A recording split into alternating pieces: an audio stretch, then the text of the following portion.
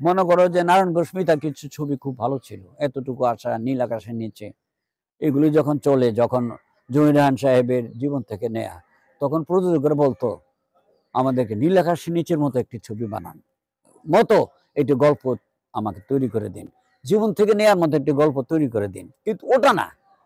তো এই ঘেঁষাটা সবখানে থাকবে, যে যে চলচ্চিত্রগুলো ভালো হয়ে যাবে। মনে করো তুমি, তোমার ছেলে ক্লাসে ফার্স্ট হয়েছে, ক্লাস 8-এ, আরেকজনের ছেলে মানে টেনে মেনে কোনো রকমে 33 করে নাম্বার পেয়ে পাস করছে, তখন এই বাবা বলে, এই তুই ওর মতো হইতে পারস না, তুই 33 পাস আর ওই 90 পায়।